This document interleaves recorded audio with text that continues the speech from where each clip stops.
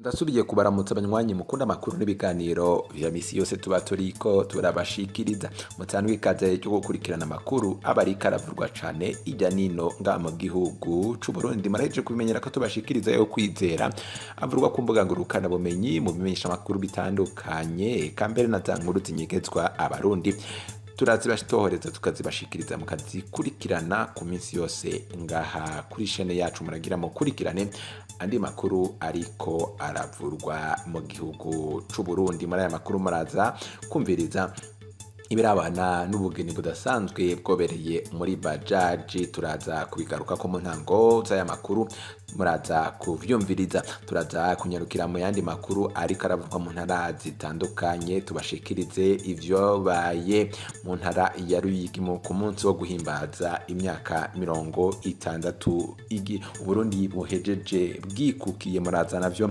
kuvyumviriza. Turaza no kunyarukira mu nama nshingamateka, hari amakuru yihuta dushikiye turaza kubashikiriza nayo muraza kuyakurikirana idonido. Wowe utegereza kuba warafyonze kuri sabone canke subscribe kuko iba wafyonze ko turonse bene y'amakuru n'ibiganiro nk'ibinyene tuba turiko turabashikiriza ku minsi yose iyo tubirungitse ucuba mu mbere barashikirwa navyo. Reka ndasubirira baramutse nawe ikaze mwisango y'amakuru muragira mu yakurikirane ayo n'ayandi twabateguriye ingingo imwimwe ukwayo.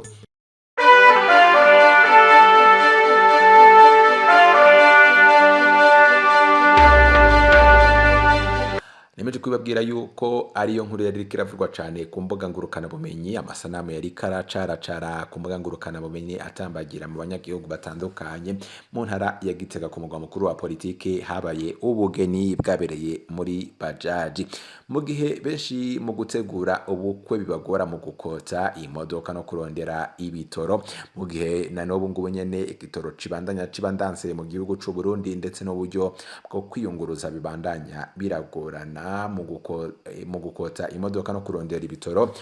Igitega ku mugwa mukuru wa politike bajaji ziriko zirafasha mu manza z'ubugeni.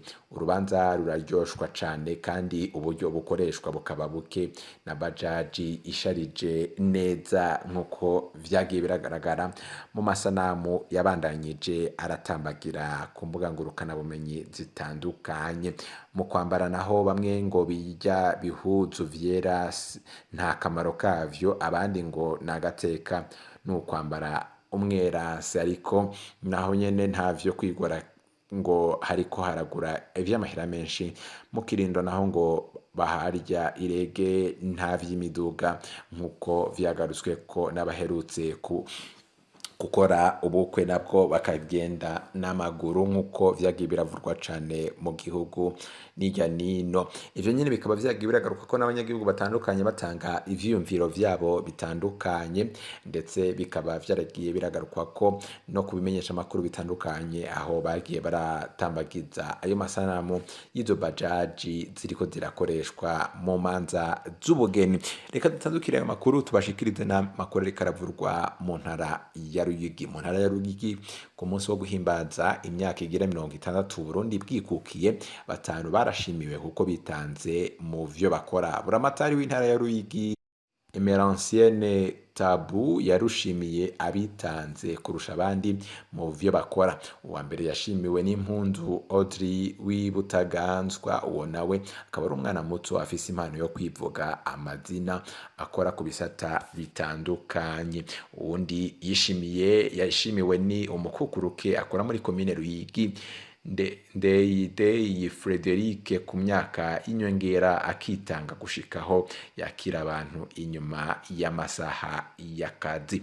Eric Nizigimana akora mw'ishirahamwe ryo kuzigama no kugururana Kopeke, akaba ngo vyatumwe nuko yasabiye imfashanyo y'imashini ya nyabwonko zishika kuri 40 amashure yo ku mutumba Dutwe, akihakora nk'umuyobozi wa Rusengo, maze ikaboneka yamaze kuja muri Kopeke ku bwa Buramatari Emeransiene. Uwo ngo yari gushobora gucisha kuepfo izo mashini ariko yazihaye iryo shure. Uwa kane yashimiwe ni Jean-Marie Nkengurutse akurikirana ivy'ingoma inyabitsinda akoresheje uburyo bwiwe bwo kwiyunguruza mu gihe aba ku mugwa mukuru w'intara.